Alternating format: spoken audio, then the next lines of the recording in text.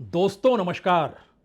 किसी भी राज्यपाल को किसी भी राज्य में अगर यह लग जाए कि उस राज्य का मुख्यमंत्री भ्रष्ट है, उसने अपराध किया है, उसने कोई घोटाला किया है, कोई भ्रष्टाचार का मामला है, तो वह सीधी रिपोर्ट केंद्र सरकार को भेज सकता है। और केंद्र को अगर ऐसा लगता है कि राज्यपाल की रिपोर्ट बेहद गंभीर है, तो फिर केंद्र सरकार भी राष्ट्रपति से यह कह सकती है कि अब आपको कोई आदेश देना चाहिए। लेकिन ऐसा कोई आदेश अभी तक हुआ नहीं है। जब किसी राज्य के राज्यपाल ने किसी मुख्यमंत्री के खिलाफ रिपोर्ट दी और उस रिपोर्ट को लेकर उस मुख्यमंत्री को जेल में डाल दिया गया, न सिर्फ जेल में डाल दिया गया बल्कि वो जेल गया और उसके बाद उसका इस्तीफा हो गया। ऐसा कोई प्रावधान अभी तक नहीं है। लेकिन पहली बार ऐसी सोच केंद्र सरकार के जहन में आई है। देश के गृह मंत्री आज एक बिल लेकर पार्लियामेंट में पहुंचे।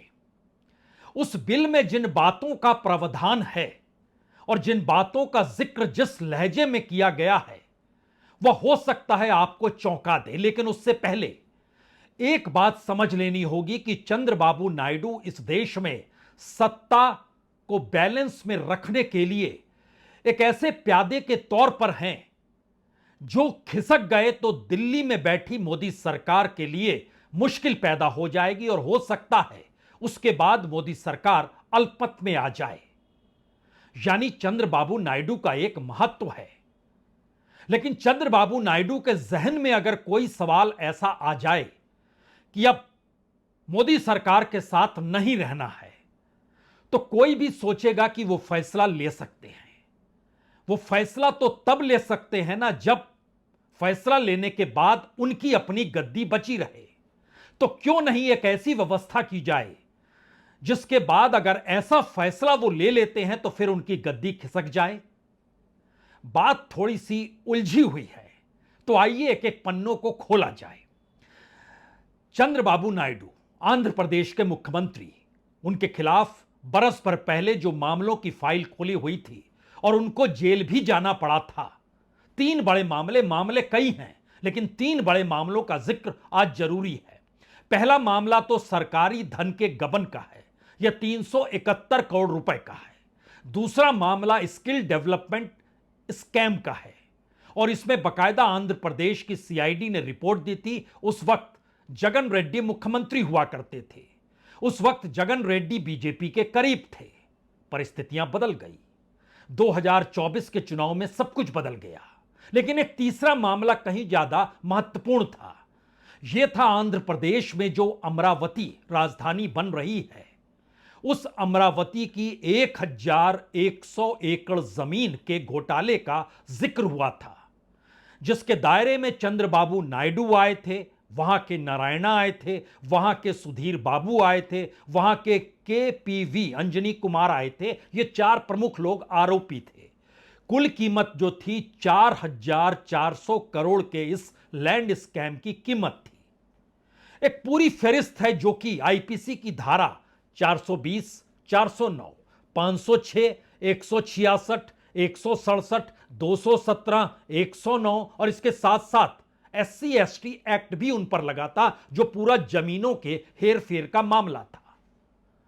अब आप मान लीजिए कि वो फाइल अगर खुल जाए और अगर इस देश में ऐसा कानून आ जाए जिस कानून के तहत राज्यपाल को लगा अरे ये तो बहुत बड़ा आपराधिक मामला है, और इस आपराधिक मामले के तहत वो अगर रिपोर्ट फाइल कर दें कि इस तरह से कोई व्यक्ति आपराधिक मामलों में लिप्त होकर जिसके खिलाफ ये मामले हैं और बकायदा केस दर्ज है, और ऐसे में अदालत भी कोताही नहीं बरते और कह दे कि ठीक है जांच हो रही है, लेकिन एक सजा वो 5 साल की सुना डाले और उसके बाद उन्हें जेल में डाल दिया जाए, ठीक वैसे ही जैसे एक वक्त अरविंद केजरीवाल को डाला गया, ठीक वैसे ही जैसे एक वक्त हेमंत सोरेन को डाला गया। इस तरीके से फाइल खुली और वो जेल में पहुंच गए। 30 दिन जेल में रहेंगे और 31वें दिन ऑटोमेटिकली उनकी कुर्सी चली जाएगी।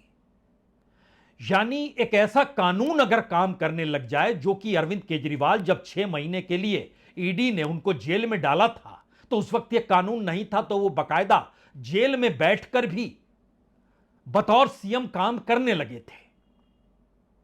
लेकिन क्या एक ऐसा कानून अगर आ जाए जो 1963 में बने कानून को संशोधन के साथ संविधान में संशोधन की दिशा में कदम बढ़ा दे, तो अब अगर ऐसा हो जाए तो चंद्रबाबू नायडू सोच भी सकेंगे कि उनके जहन में एक सवाल था कि राष्ट्रपति के चुनाव में वह इंडिया गठबंधन के उम्मीदवार के साथ खड़े हो जाएं, क्योंकि वह जब विभाजन आंध्र प्रदेश का नहीं हुआ था, यानी झारखंड और आंध्र एक था, तो चित्तूर जिले से इस वक्त उपराष्ट्रपति पद के उम्मीदवार जिसे इंडिया गठबंधन ने बनाया है वो साथ खड़े हो जाएं या उन्हें वोट जा डालें। या फिर इससे हटकर इससे पहले जो टेलीफोन की घंटी जिसका जिक्र बकायदा जगन रेड्डी ने यह कहकर कहा था कि चंद्रबाबू नायडू इस वक्त हॉटलाइन पर किसी दूसरे से नहीं बल्कि विपक्ष के नेता राहुल गांधी से जुड़े हैं। और इस दौर में इस देश की पूरी प्रक्रिया को अगर समझे तो खास तौर से वोट चोरी का सवाल हो या इस देश में चुनाव को कैसे चुनाव आयोग के जरिए ही सत्ता के अनुकूल बना दिया गया, ये आरोप खुले तौर पर लगे। और उसी के बाद यह सवाल उठा था कि अगर मौजूदा राजनीतिक सत्ता जनता की नजर में खलनायक हो जाएगी तो क्या चंद्रबाबू नायडू अपनी राजनीति भी त्याग करके खलनायकी के रूप में सामने आना चाहेंगे, या फिर वह समर्थन कहीं वापस तो नहीं ले लेंगे? यह सवाल भी उठा था। और इन तमाम सवालों के पीछे एक परिस्थिति आंध्र प्रदेश के भीतर वोटरों के समीकरण भी हैं, जिसमें खास तौर से मुस्लिम वोटरों का बहुतायत इस तादाद में होना, वो अगर हाथ खींच लें तो चंद्रबाबू नायडू की कुर्सी डगमगा जाएगी वोट के तौर पर ही। इसीलिए वहां उन्होंने स्पेशल आरक्षण की व्यवस्था भी की। यानी यह एक समीकरण है जो बहुत साफ तौर पर बतलाता है कि इस समीकरण के भीतर चंद्रबाबू नायडू पूर्व की सरकारों की तर्ज पर, जब एक वक्त गठबंधन की सरकारें होती थी तो कोई समर्थन वापस भी ले लेता था, लेकिन क्या अब एक ऐसी व्यवस्था केंद्र सरकार करने जा रही है जिस विधेयक को आज पार्लियामेंट में रखा गया और उस विधेयक के भीतर जो लिखा हुआ है वह खुले तौर पर बतलाता है कि आने वाले वक्त में अगर यह कानून की शक्ल में आ गया तो फिर वो मुख्यमंत्री हो, वो मंत्री हो, वो केंद्रीय मंत्री हो, वो राज्य का मंत्री हो, यहां तक कि प्रधानमंत्री भी क्यों ना हो, 5 साल की सजा, 30 दिन जेल में, बाद में देखा जाएगा वह दोषी करार देते हैं या नहीं देते हैं, क्योंकि दोषी करार देने तक का रास्ता तो सुप्रीम कोर्ट तक जाएगा, बार बार आप अपील करते चले जाएंगे, लेकिन उससे पहले ही कुर्सी चली जाएगी। तो यह रिस्क लेगा कौन? और अगर कोई रिस्क ले रहा है तो अब इस बिल के बाद एक नई परिस्थिति क्या विपक्ष नहीं बल्कि अपने साथ खड़े उन चेहरों को लेकर आ गए जिनके भरोसे सरकार चल रही है, क्योंकि बीजेपी के अपने सांसद 240 ही हैं, बाकी तो समर्थन दे रहे हैं। तो आइए आपको पार्लियामेंट जरा घुमा लेते हैं। पार्लियामेंट के भीतर आज दोपहर के जैसे ही 2 बजे वैसे ही स्पीकर महोदय ने कहा आइटम नंबर 21, 21, 22, 23 और देश के गृह मंत्री खड़े हुए और उन्होंने कहा कि भारत के संविधान का संशोधन करने वाले विधेयक को पुनर्स्थापित करने की अनुमति दी जाए। महोदय, मैं प्रस्ताव करता हूं कि जम्मू कश्मीर पुनर्गठन अधिनियम 2019 का संशोधन करने वाले विधेयक को पुनर्स्थापित करने की अनुमति दी जाए। महोदय, मैं प्रस्ताव करता हूं कि संघ राज्य क्षेत्र शासन अधिनियम 1963 का संशोधन करने वाले विधेयक को पुनर्स्थापित करने की मंजूरी दी जाए। गृह मंत्री ने बिल तो 3 रखे, लेकिन सबसे महत्वपूर्ण है 1963 का वह कानून जिसमें संशोधन के साथ संविधान में भी संशोधन हो जाएगा, और उसमें जो लिखा हुआ है वो कहीं ज्यादा महत्वपूर्ण है। उसमें लिखा गया है कि निर्वाचित प्रतिनिधि भारत की जनता की आशाओं और आकांक्षाओं का प्रतिनिधित्व करते हैं। उनसे उम्मीद की जाती है कि राजनीतिक स्वार्थों से ऊपर उठकर केवल जनहित का वो काम करें, और यह उम्मीद की जाती है कि पद पर रहते हुए मंत्रियों का चरित्र संदेह से परे हो। चंद्रबाबू नायडू जब 2024 में जेल चले गए थे, जगन रेड्डी की सरकार थी तो बीजेपी ताली बजा रही थी। उसके बाद नया गठबंधन बना चंद्रबाबू नायडू के साथ, तो जगन रेड्डी के खिलाफ की फाइल खुल गई। आपके जहन में बहुत सारे सवाल होंगे कि अरे अजीत पवार, आपके जहन में होगा अच्छा जब तक सत्ता में थे तो अरविंद केजरीवाल, मनीष सिसोदिया, सत्येंद्र जैन, सबकी फाइल खुलती चली जा रही थी और दिल धड़कता था, पता नहीं कौन कब किस दिल में चला जाएगा और जेल में जाना पड़ेगा। लेकिन सत्ता से हटे उसके बाद जेल ही नहीं गए। लेकिन बहरहाल लौटिए दोबारा इस बिल पर।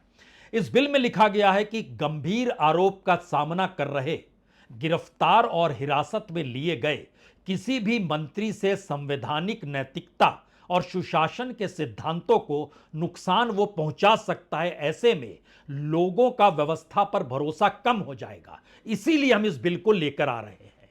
और उसके बाद लिखा गया है कि गंभीर आपराधिक आरोपों के कारण गिरफ्तार और हिरासत में लिए गए किसी मंत्री को हटाने या संविधान में कोई प्रावधान ही नहीं है। तो इसे देखते हुए प्रधानमंत्री हो, मुख्यमंत्री हो, केंद्र और राज्य सरकार के मंत्रियों को हटाने के लिए अनुच्छेद 75, 164 और 239 ए में संशोधन की जरूरत है। और इस जरूरत का मतलब बहुत साफ है कि इसके बाद एक ऐसा कानून बन जाएगा जिसके बाद सिर्फ 30 दिन जेल में रहें और उसके बाद कुर्सी गई। आपके जहन में बहुत सारे सवाल पुराने दौर के उठने लगे होंगे कि अच्छा, मुख्यमंत्रियों की फहरिस्त में तो एक वक्त पंजाब के थे कैप्टन अमरिंदर सिंह, आंध्र प्रदेश के थे जगन मोहन रेड्डी, चंद्रबाबू नायडू थे ही एक साल पहले तक, फारूक अब्दुल्ला, भूपेंद्र सिंह हुड्डा, BS येदियुरप्पा, अशोक चौहान, लालू यादव, अजीत पवार के खिलाफ भी मामला बकायदा पुणे की रैली में जाकर प्रधानमंत्री मोदी ने बतलाया था। आय से ज्यादा संपत्ति के मद्देनजर चाहे मायावती हो या अखिलेश यादव हो, इन सब के मद्देनजर जो पूरी की पूरी फहरिस्त है उसमें जिक्र तो इस बात का भी होगा कि जो हेमंत सोरेन थे उनके खिलाफ कौन सी माइन सरकार को मिल गई जब उन्हें जेल भेजा गया और आरोप लगाया गया था। शराब मामले को लेकर तमाम फाइलें क्या बंद हो गई। कर्नाटक के मुख्यमंत्री सिद्धारमैया को मुडा केस में फंसाने की कोशिश हुई, बकायदा अदालत को कहना पड़ा ये क्या कर रहे हैं, उनकी पत्नी तक का नाम आ गया।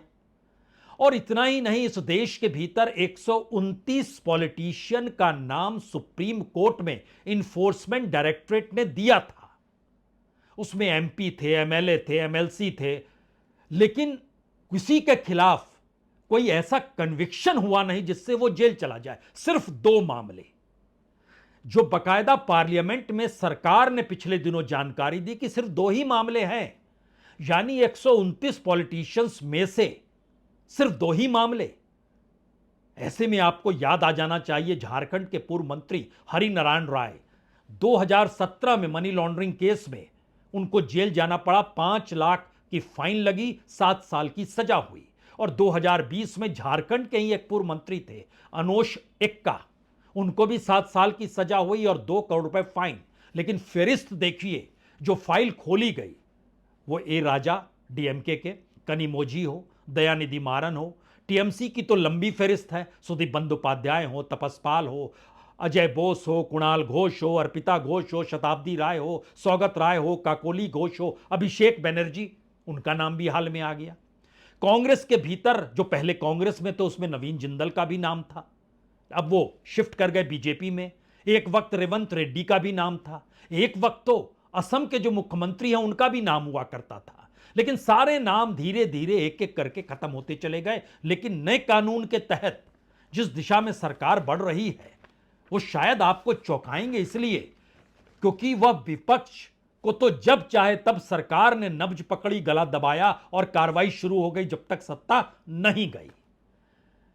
लेकिन एक नई परिस्थिति, चंद्रबाबू नायडू क्या वाकई इस दौर में राहुल गांधी के साथ संपर्क में, और दिल्ली की सत्ता डगमगा रही और खास तौर से उपराष्ट्रपति पद के उम्मीदवार के बाद स्थितियां और विकट हो गई। वोट चोरी के मामले ने परिस्थितियां और ज्यादा विकट कर दी। तो क्या ये अपने ही लोगों को डराने के लिए, क्योंकि सबको पता है एकनाथ शिंदे और अजीत पवार कैसे टिके हुए हैं। हर कोई जानता है, इस दौर में जानता समझता है कि दरअसल ये बीजेपी की अपनी स्ट्रैटेजी होती है और राज्यपालों की भूमिका महाराष्ट्र में क्या थी इसको तो खुले तौर पर सुप्रीम कोर्ट ने कहा।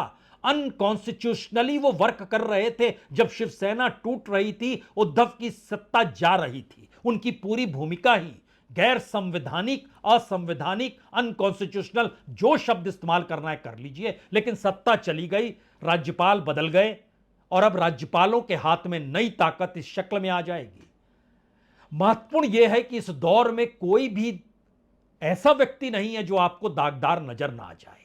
और खुद गृह मंत्री जब इस बिल को रख रहे थे तो कांग्रेस के जनरल सेक्रेटरी, सांसद केरल से जो केसी वेणुगोपाल आते हैं, उन्होंने गृह मंत्री अमित शाह को लेकर ही कहा कि जनाब आप भी तो गुजरात में गृह मंत्री हुआ करते थे और आपके ऊपर भी तो आरोप लगे थे और आपको जेल भी जाना पड़ा था। तो अमित शाह खड़े हुए बोले, मैं नैतिकता समझता हूं, इसीलिए मुझ पर आरोप लगे तो मैंने पद छोड़ दिया। हमें लगता है इस दोनों के जिक्र जो किया गया पार्लियामेंट के भीतर आज, इसको जरूर सुनना चाहिए। Can I ask a question to the Honorable Home Minister? When he was the Home Minister of Gujarat, he had been arrested, sir.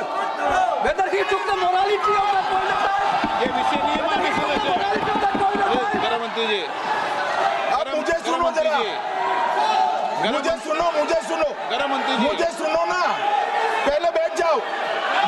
Please. हाँ, गृह मंत्री जी। माननीय अध्यक्ष जी, मैं रिकॉर्ड क्लियर करना चाहता हूं।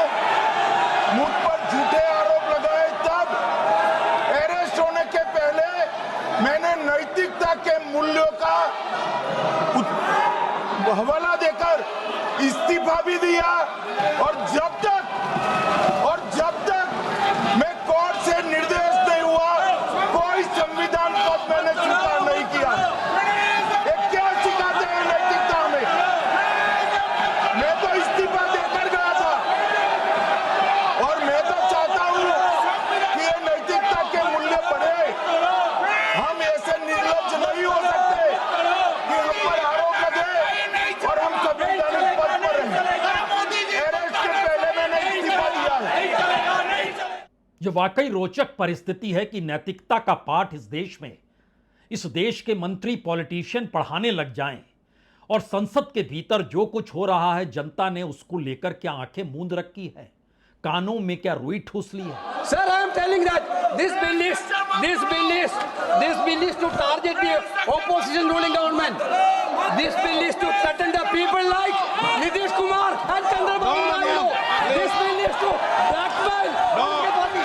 Sir, out of sir, my point. हर कोई जानता है इस देश में पॉलिटिशियन की स्थिति क्या है, लेकिन नैतिकता का पाठ अपनी सत्ता को बचाने के लिए क्या यह सब कुछ किया जा रहा है? क्योंकि बकायदा लिख दिया गया इस बिल के भीतर अभी ऐसा कोई नियम कानून नहीं कि गंभीर आपराधिक आरोपों के कारण गिरफ्तार या हिरासत में लिए गए मुख्यमंत्री या मंत्रियों को हटाने का कोई प्रावधान नहीं है। सवाल है कि आपराधिक आरोप कौन लगाता है और जो लगाता है वो साबित क्यों नहीं कर पाता है। और अगर सत्ता भी लगाती है इस देश के भीतर विपक्ष के नेताओं की, जिसकी हमने लंबी फेरिस्त आपको बतला डाली, और ईडी हो, सीबीआई हो, आईटी हो, कोई भी हो, अपने तौर पर कोई साबित कर क्यों नहीं पाता है? यह सवाल इसलिए भी बड़ा है क्योंकि यह स्थिति आई कि चंद्रबाबू नायडू का फोन घनघना रहा राहुल गांधी के घर पे, और राहुल गांधी को लेकर ही एक टेस्ट केस अगर देखिए तो 2 साल की सजा राहुल गांधी को निचली अदालत ने दी थी। उसके बाद हाई कोर्ट और सुप्रीम कोर्ट का मामला आने बाकी था, लेकिन 24 घंटे के भीतर उनकी संसद सदस्यता रद्द कर दी गई। यानी यह कानून जैसे ही अब तो इसको संयुक्त पार्लियामेंट्री कमेटी में भेज दिया गया है, लेकिन यह मैसेज दे दिया गया है कि मंशा क्या है। और अगर मंशा इस रूप में है तो राहुल गांधी टेस्ट केस इसलिए है क्योंकि पहली बार किसी सांसद निचली अदालत का फैसला उनकी संसद सदस्यता ले ली गई, दिल्ली में सरकारी घर ले लिया गया और बात आते आते हाईकोर्ट से सुप्रीम कोर्ट तक पहुंची तो बिल्कुल अलग व्याख्या सामने आई। यानी अदालतों का भी दुरुपयोग या अदालत भी सत्तानुकूल या अदालत में निचली अदालत और सुप्रीम कोर्ट के फैसलों में इतना अंतर, यह सवाल इस देश में नैतिकता का पाठ कम से कम पार्लियामेंट के भीतर से निकल कर आए, ऐसी कल्पना तो अब बंद कर देनी चाहिए। क्योंकि इन सब के बीच हर कोई जानता है 16,000 करोड़ से ज्यादा इलेक्ट्रॉल बॉन्ड के दोषी कौन है। हर कोई जानता है 10,000 करोड़ से ज्यादा प्रधानमंत्री केयर्स के दोषी कौन है। हर कोई जानता है इस देश में कैग की रिपोर्ट भी आई जिसने बहुत साफ तौर पर बतलाया कि दिल्ली से सटे हुए गुड़गांव द्वारका के बीच में जो सड़क बनी वो सड़क सामान्य तौर पर जो होती है वो 18 करोड़ 20 लाख 1 किलोमीटर की सड़क होती है। और कैबिनेट ने इसका डिसीजन लिया और बकायदा कैग की रिपोर्ट में जिक्र किया गया कि cabinet committee on economic affairs ने 2017 में उस सड़क को क्लियर किया जिस सड़क को बनाने में 1 किलोमीटर की सड़क बनाने में 270 करोड़ 74 लाख रुपए लग गए। लेकिन हुआ क्या? प्रधानमंत्री की आयुष्मान योजना कैग ने ही रिपोर्ट दी कि एक टेलीफोन नंबर 9999 10 बार 99 पर 7.5 लाख लाभार्थियों ने लाभ उठा लिया। लाभ नहीं उठाया बल्कि उस अस्पताल को लाभ हो गया। कार्रवाई हुई क्या?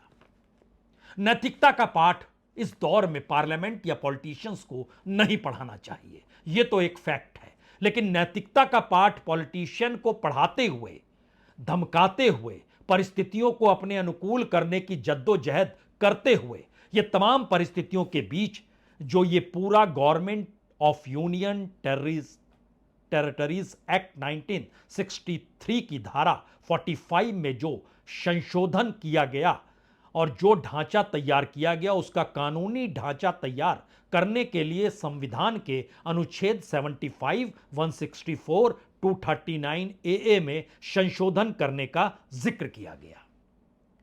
सरकार के नजर में दो केस है। अरविंद केजरीवाल का जिनको 6 महीने की सजा हुई, उन्होंने इस्तीफा नहीं दिया। दूसरा तमिलनाडु के TN सेंथिल का जो कि सेंथिल बालाजी का जो कि मेट्रोपॉलिटन ट्रांसपोर्ट कॉरपोरेशन MTC में नौकरी के बदले नगद घोटाला किया गया। लालू यादव पर आरोप लगा नौकरी के बदले जमीन, वो नौकरी के बदले नगद का मसला था। इस देश के भीतर में अगर उन 129 पॉलिटिशियंस की फाइलों को भी खोल दिया जाए और अगर सजा सुना दी जाए किसी अदालत के जरिए या फिर विशेष अदालत ही उस पर सजा सुना दे और सबको जेल में डाल दे, तो इस कानून के होने का मतलब बहुत साफ है, हर कोई जेल में होगा, कुर्सी जा चुकी होगी। इसीलिए पार्लियामेंट के भीतर की यह बहस, उसमें खुले तौर पर हर किसी ने कहा कि दरअसल यह राज्यपाल पद का खुला दुरुपयोग है। यह इस देश के भीतर में अभियुक्त और दोषी में फर्क बिल्कुल ना बचे उसके लिए है। न्याय की पूरी प्रक्रिया सत्ता अपने लिए एक लक्ष्मण रेखा बनाने की दिशा में बढ़ रही है और बात यहां तक आई कि इस दौर में अपनी सत्ता को बचाने के लिए अपने ही साथ खड़े लोगों के लिए यह एक धमकी भरा नोटिस है कि आप समझ लीजिए, हमको सत्ता में उठाने का आपने तय किया तो चाहे यह कानून और बिल न्याय विरोधी ही क्यों ना हो, संविधान विरोधी ही क्यों ना हो, कोई मायने नहीं रखेगा। इस देश की राजनीति में हड़कंप मची हुई है। इंतजार कीजिए, यह सारी चीजें शुरुआत की है। बहुत बहुत शुक्रिया, बहुत बहुत शुक्रिया।